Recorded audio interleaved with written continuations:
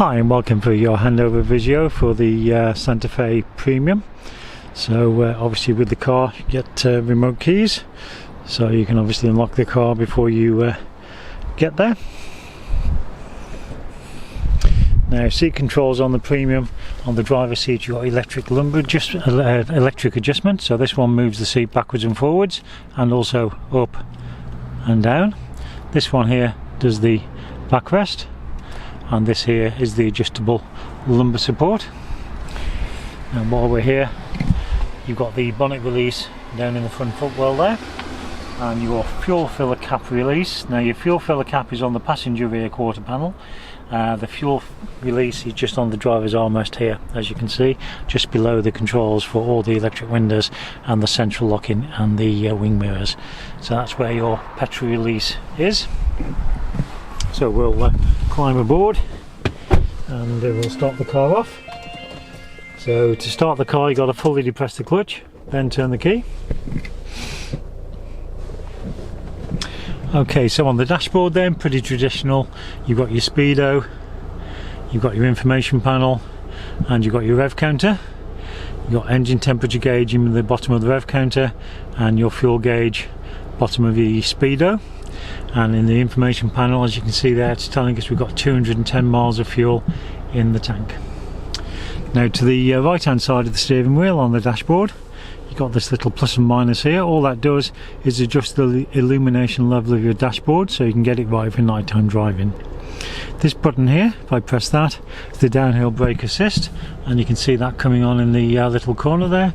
So very similar to Land Rover's hill descent. Now this one, you can press that button to engage the four-wheel drive, and again, as you can see, you've got that symbol lit up just there to say you press that button. So that's how you engage the four-wheel drive. Normally the car will look after everything itself, so it's front-wheel drive until either the front wheels start to slip, in which case it will put power to the rear to give you your four-wheel drive. Down here, headlight levels, normal setting is 0. It's only if you've got anything really heavy in the boot or if you're towing something that you would need to adjust that. And your traction stability control, great safety aid, is on by default. Should be no need for you to turn that off. On your steering wheel, your horn is anywhere in the centre here. Now on the right hand side of the steering wheel, we've got your cruise control and speed limiter. So your top one is your cruise control. As you can see, little green light in the corner there, so you get up to speed and then press that down towards the set, and then the car will maintain that speed. If you touch the brake or clutch, it automatically disengages. The bottom one is the speed limiter, and as you can see in the top part, very top part of your information panel, so as you're driving you just press that again towards the set, and as you can see it's defaulted to 20 because we're not moving, but again, using the plus and minus, you can alter that. So if I was to set that to say 30 like I have done there, then the car will allow you to drive up to 30 miles an hour but wouldn't let you go above it. So you can touch the brake and the clutch as many times as you like, and that will stay to keep you below 30 until you either cancel it by pressing the cancel button or turn it off by using the button there. This button here, if I just press that, it just alters the assistance given to the steering. So you've got normal, sport and comfort. So comfort just gives you a little bit more assistance, sport mode just gives you a little bit of a firmer feel. So I'll pop it back on normal for now.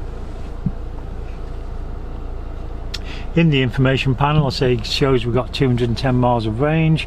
It'll also, as you drive, start to calculate your average mile per gallon, and also below that will give you your instantaneous mile per gallon.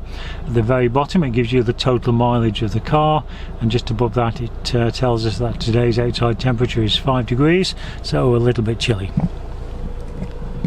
Now on this model you've got automatic lights, so again you can just set it from the off position to the automatic, and as the light levels fall it will automatically pull on the side lights and then headlights. Obviously you can do that yourself as well if you wish. So you've got your side lights and you can see the green indicator there, and your headlights there. So your full beam, push it away and your blue light comes on. Normally you've got your green light for your headlights, that's your side lights, I'll just put them onto the automatic setting. And again, this inner band here, you got twisted up for your front fog light and twisted down for your rear fog light, and you do exactly the same to turn them off. On the other stalk, obviously you've got your wipers. So at the moment they're in the off position. If you just flick it down, they just do a single sweep. Up one is automatic, and you can vary the sensitivity of the sensor to most sensitive or least sensitive. Okay, twisty bit on the end is for your rear wiper. To wash the windscreen, pull the stalk back towards the steering wheel. To wash the rear, push the stalk away from the steering wheel. On the steering wheel, you've got your trip computer buttons as well. So this is how you change the information menu. So if I press that, it'll just go through, if you like, your servicing, which is all been done. So the car will tell you when you need a service, and also it'll show you can, as you're driving, you can check the tyre pressures, and then you go into the user settings, which again should be no need for you to go in there, and then we're back to the main sort of menu again. On the opposite side of the steering wheel, we've got your audio controls, where you can increase or decrease the volume, go up or down any saved radio stations, and then you've got the buttons here for your Bluetooth for your phone once you've paired your phone to the car. Now with this car, you've got dual climate control, so you can just set the temperature, press automatic, and the car will look after it. So just by pressing the button here, as you can see, it comes on the screen there. So we'll just set the temperature something like about 21, and then the car in automatic, as you can see it says automatic there, so it'll actually get the car to 21 degrees and then automatically maintaining that for you. Again, to get the climate on the screen, you can just press the button there saying climate. As you can see, you can have that displayed on there, and again the mode button, if I press that, as you can see, it just goes through the various where the air is being directed to. So every time you press that, that will change. And again, what we'll do is I'll press the auto again, so it takes us back to the car looking after everything for me.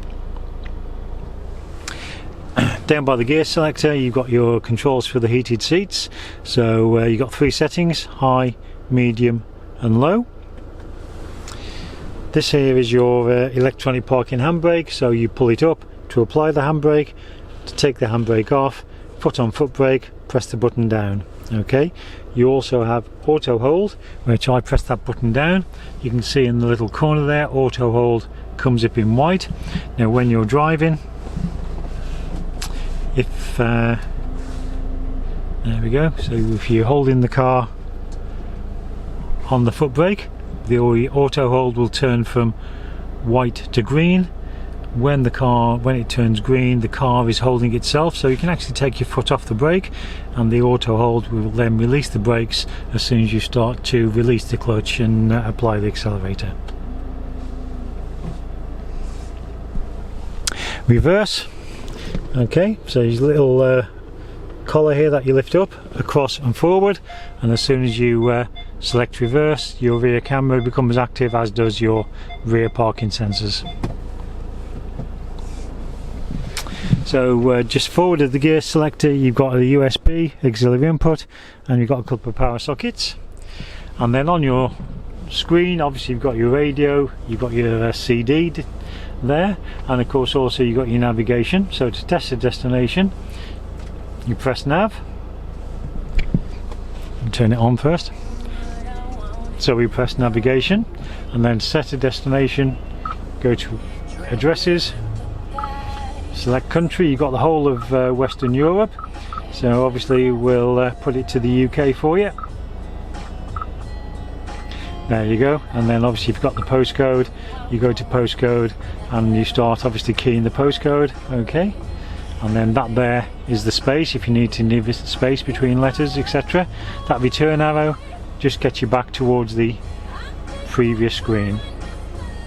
Points of interest, again near position, so you can choose whether you want to know where your nearest petrol stations is. If I press that for example, then it will tell us you've got Tesco, you've got Esso, BP, and if you press that it'll put in, and then you press OK and it will direct you towards that particular fuel station. Like say your return arrow again gets you back to the previous screen. If you just want the map displayed, you can just press map and obviously have the map displayed. And then this here means you can zoom in or zoom out. Okay. You've also got on this car what we call a moon button. So if you're driving at night listening to the radio, don't want the screen on, if you press the moon button there, as you can see, turns it off. That's how you turn the screen on and off when you're still listening to the radio on that. To turn the radio and the screen off, you can just press that and obviously it'll turn it off as well for you. Now if I just turn it back on for one moment and we'll go into radio. So at the moment, as you can see, we're on radio 2, so you can go to list, and so for example if you find radio 3, you can change that and save that to your presets. Press and hold. There we go, so we've got BBC Radio 3, and you can do this as many times as you like into your presets. There we go. So list, Radio 4.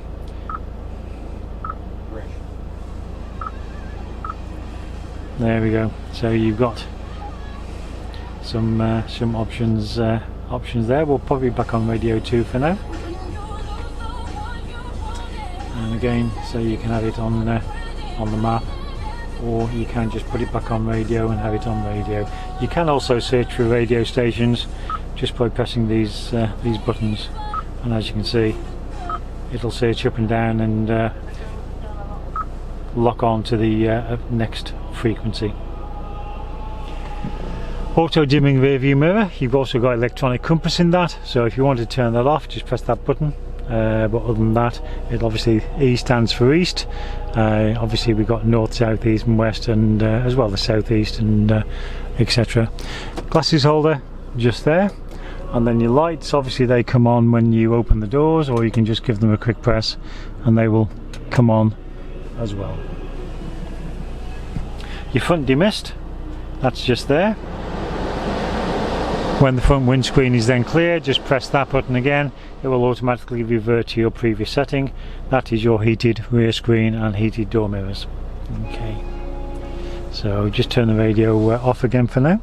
So if you need to adjust the steering wheel, there's a little lever there on the left hand side. Just fold that down. You can then move the steering wheel up and down, in and out, and then obviously tighten it up before you drive away.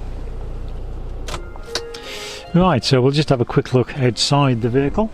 I've already mentioned obviously the fuel release there on the driver's door, and your fuel filler cap is on the passenger rear quarter. So as I say, if you pull the fuel filler cap on the driver's door, that will then be open. In the boot, obviously you've got your tonneau cover.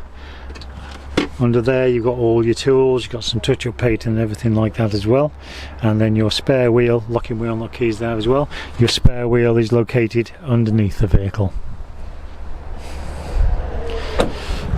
So there we have it. Hope you've enjoyed that brief tour of the major controls on the Santa Fe, and really hope you enjoy your vehicle.